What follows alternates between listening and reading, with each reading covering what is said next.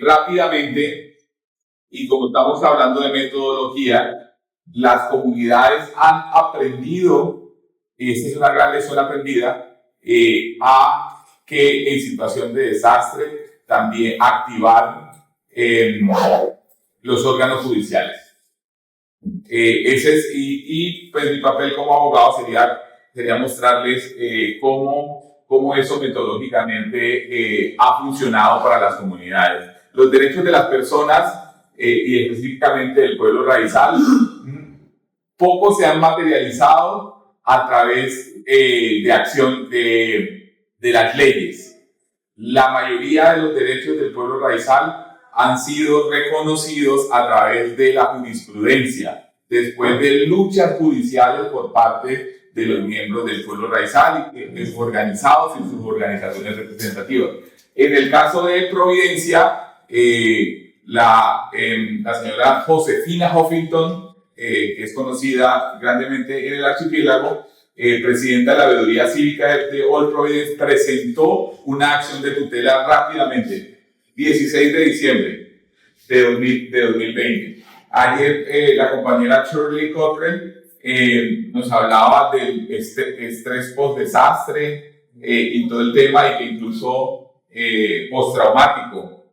Digamos, a nuestra compañera Josefina Huffington de la vieja guardia, ella dice: yo no tengo por qué sufrir, digamos, no sufro de estrés postraumático porque tengo una responsabilidad histórica con el pueblo raizal de Providencia, que es defender sus derechos. Ella nos lo cuenta así abiertamente. Tenemos un trabajo con ella muy bonito de fotos, un fotolibro que se va a publicar recientemente en el marco del proyecto, y ella nos contaba esa historia. Entonces, rápidamente, el 16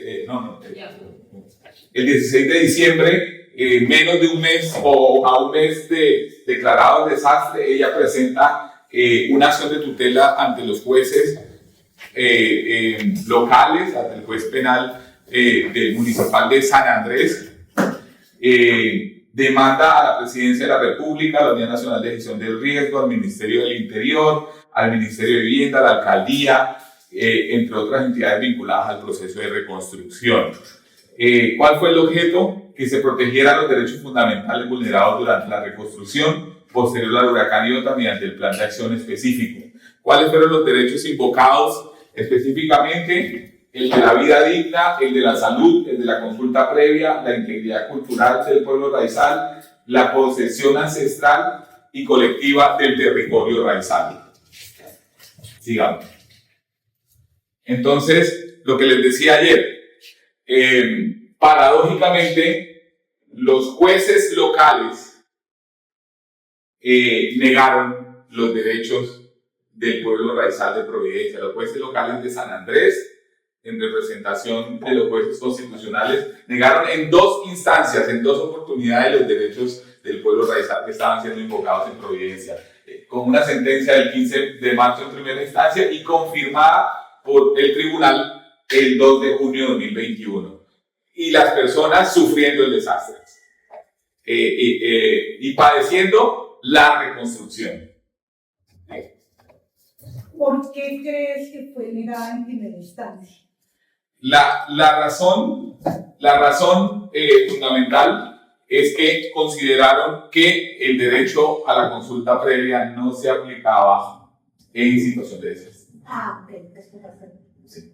Decían, no, porque es una situación de urgencia. La defensa de todas estas entidades dijeron: nosotros hemos cumplido, nosotros hemos llevado atención humanitaria, hemos gastado tanta plata, mire que la Armada ha llevado tantos buques, que mire que la Fuerza Aérea ha llevado tantos aviones con ayuda humanitaria. El Ministerio de Vivienda dice: sí, estamos adelantando el proceso, vamos a hacerlo en 100 días. Dijo el presidente. El presidente de la República. Y los jueces dijeron: no, pues no hay nada, no veo nada, las dejen continuar, dejen de molestar, dejen de fregar, que las autoridades están cumpliendo su objetivo en el marco de la reconstrucción. Por lo tanto, una vez una vez se cumple la segunda instancia de tutela, los jueces tienen la responsabilidad de enviar a la Corte Constitucional para una eventual revisión del caso. En este caso no interviene la comunidad, simplemente los jueces lo envían a un sorteo. Sin embargo, ahí elige el papel importante de la Defensoría del Pueblo, en donde tiene el papel de insistir, de hacer una insistencia a la Corte Constitucional y le dice: señores Corte Constitucional, ese es un caso de relevancia nacional, préstenle atención a este caso porque aquí puede haber una violación flagrante de derechos fundamentales. Y así se hizo. Incluso la Corte Constitucional emitió un auto, el auto 691/2002, en donde ordenó suspender, por ejemplo, aquí previo al auto, previo a reiterar todo lo que habíamos dicho, la violación de los derechos, hubo algo que fue muy sonado, donde la líder Josefina Huffington, en conjunto con la Federación de Pescadores de Providencia, denunciaron que la Armada Nacional, en vez de estar priorizando, por ejemplo, el gobierno nacional, en vez de estar priorizando la reconstrucción del hospital, estaba priorizando la reconstrucción de una base de guardacostas en el sector de Old Town, en Providencia. Entonces, mencionaron aspectos como el aprovechamiento del desastre, como que también se denomina capitalismo del desastre o el oportunismo del desastre. Es que las entidades, puedan ser públicas o privadas, aprovechan los momentos del desastre para adelantar agendas privadas, externas, como comprar terrenos, hacerse a los mejores espacios, aprovechando la situación de vulnerabilidad de las comunidades. Y la comunidad denunció que la Armada Nacional en su momento estaba aprovechándose del desastre, estaba teniendo una afectación de los ecosistemas y por lo tanto afectando las fuentes de alimentación de las comunidades. La Corte Constitucional, pues en el auto, ordena parar esa reconstrucción y da unas acciones específicas sobre el PAE, para luego tomar la decisión definitiva en el año 2022, en septiembre de 2022, en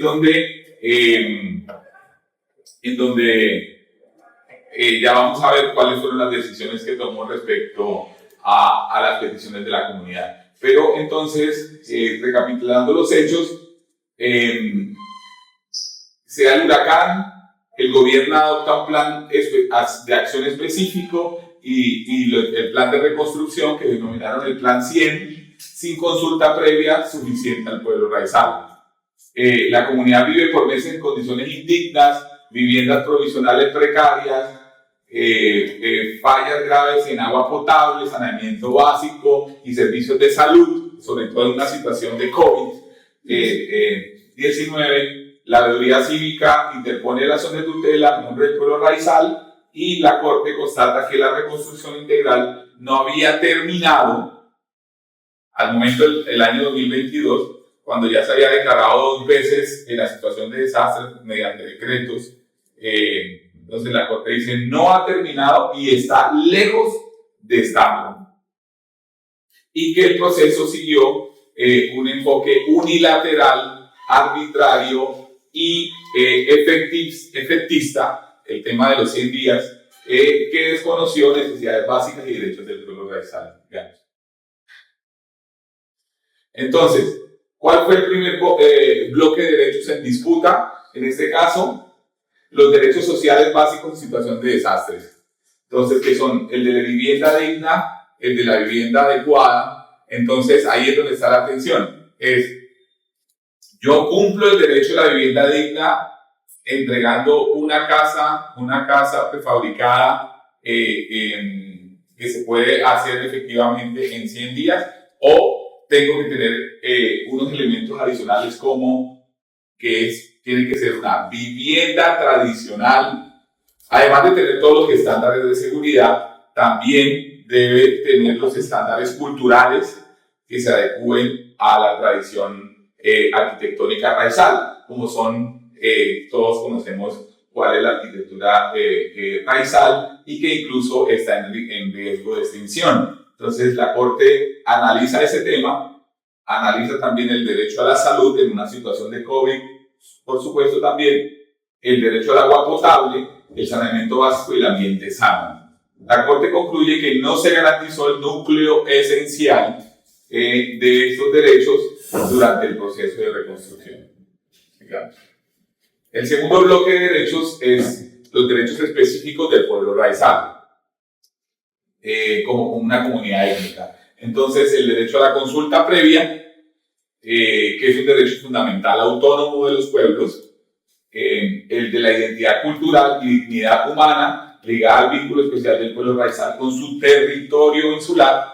Esto es importante. Ya la Corte Constitucional en reiteradas ocasiones ha dicho que la totalidad del territorio es territorio étnico raizal y por lo tanto todas las acciones, tanto de las autoridades públicas como privadas, tienen que guardar respeto a las tradiciones culturales e incluso el derecho a la autodeterminación del pueblo raizal en la toma de decisiones sobre ese territorio. Y también el de la participación efectiva en las decisiones sobre la reconstrucción.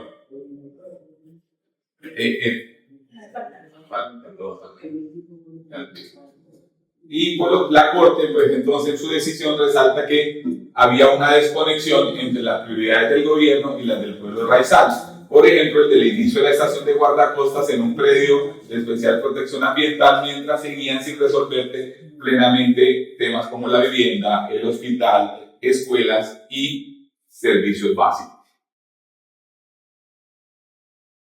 El cambio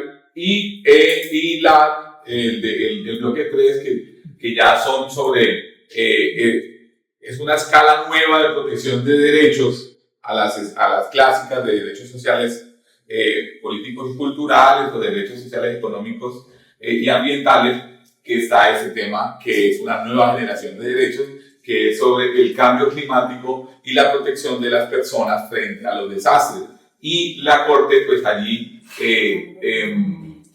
crea un hito en el cual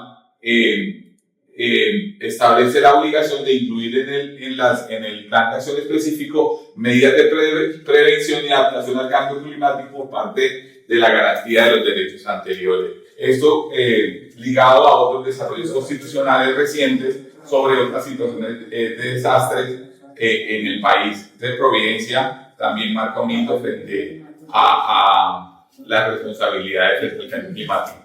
Aquí rápidamente los instrumentos nacionales utilizados, la Constitución Política que hablamos ayer, el artículo 7º constitucional sobre el reconocimiento y protección de la diversidad étnica y cultural, ahora en situación de desastre, ya hablamos de la dignidad humana, los fines esenciales del Estado, el derecho a la vida, el derecho a la participación ciudadana, el régimen especial del archipiélago que reconoce precisamente el carácter étnico y cultural del pueblo raizal en ese territorio, y el derecho de los pueblos indígenas y participación en decisiones que los afecten, y la finalidad social del Estado y las prioridades de servicios públicos esenciales. Sigamos. Las normas, pues todas estas normas que tienen que ver con el Sistema Nacional de Gestión de Riesgo de Desastres, pues así como el derecho a la transparencia y acceso a la información pública, las leyes especiales sobre el archipiélago, el régimen especial y la incorporación del convenio 169 de la OIT sobre pueblos indígenas a el régimen legal colombiano. Como decíamos, el convenio reconoce el derecho a la consulta previa y a la participación frente a medidas que afecten directamente a los pueblos étnicos, aún en situación de desastres. Lo que mencionábamos ayer, las directrices operacionales sobre la protección de las personas en situación de desastres, existen ya unos estándares de protección de derechos humanos en emergencia, la Corte Constitucional los aterriza, la Convención Marco de las Naciones Unidas sobre Cambio Climático y el Protocolo de Kioto y la reunión consultiva de la Corte Interamericana de Derechos Humanos sobre el que vincula el medio ambiente sano con el disfrute de otros derechos humanos y exige proteger pues esos derechos. Listo.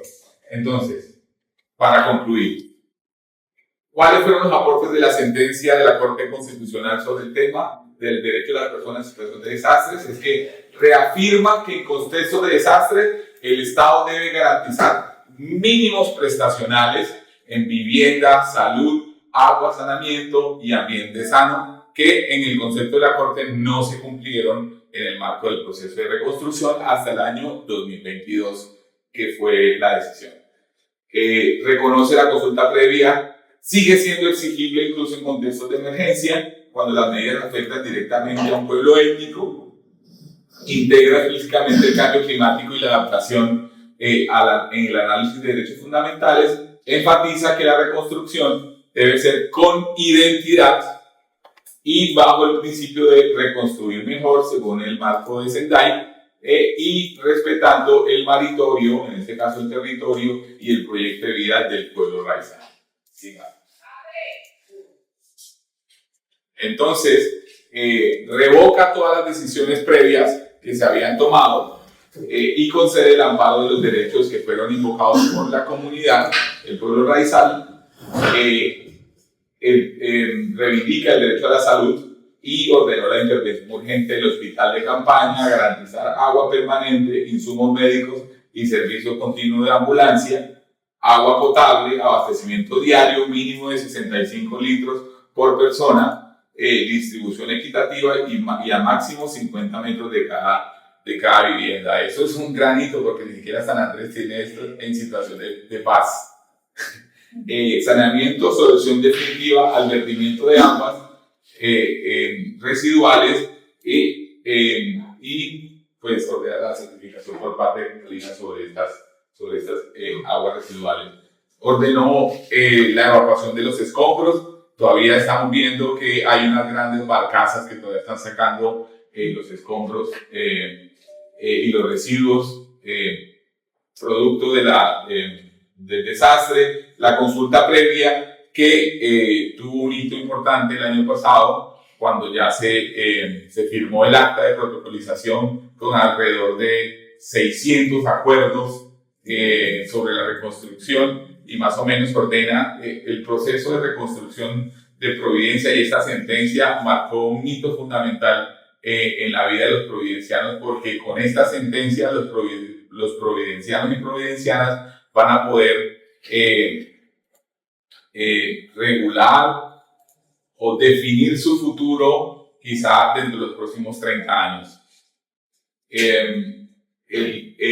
Hace un especial énfasis también en el idioma raizal, que es el criol, y ordenó al Ministerio de Cultura realizar todas las traducciones. Esto es importante también cuando hablamos de la divulgación en materia de gestión de riesgo de desastres. Ordenó crear una mesa de seguimiento mensual que sigue actuando, y la vigencia, imagínense esto, la Corte Constitucional dice que esas órdenes rigen hasta el cumplimiento total sin depender del fin de la declaración de desastre.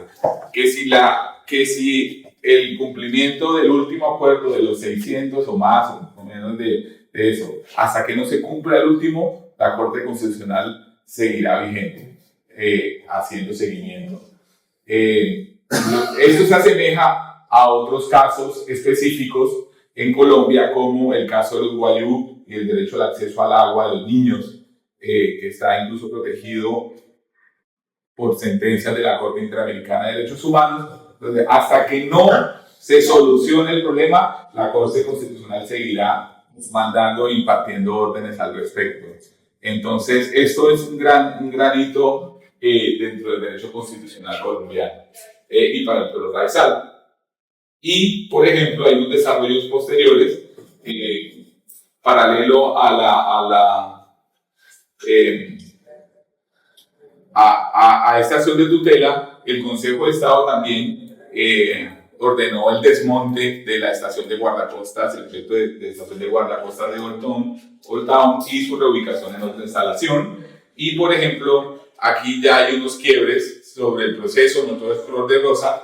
Recientemente, el 22 de septiembre de este año, la Veeduría Cívica denunció el incumplimiento del sistema especial que se había creado, que tiene más de 480 indicadores, en donde se determinó que no había avanzado nada en los temas de los acuerdos que se habían hecho, y por lo tanto esta organización suspendió su participación en el monitoreo y seguimiento de la sentencia T33. Entonces, es decir, esto va a seguir, la lucha de la comunidad va a seguir defendiendo sus derechos, pero bueno, esto aquí ha marcado un hito fundamental.